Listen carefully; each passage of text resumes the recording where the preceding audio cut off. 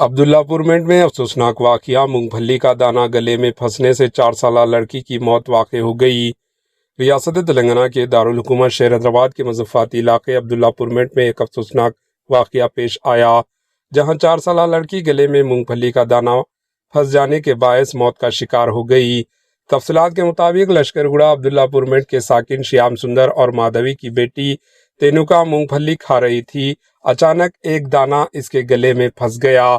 लड़की की हालत बिगड़ने पर फौरी तौर पर इसे हैदराबाद के नीलोफर अस्पताल मुंतकिल किया गया, ताहम वो दौरान इलाज दम तोड़ गई। Bureau report, AHN news.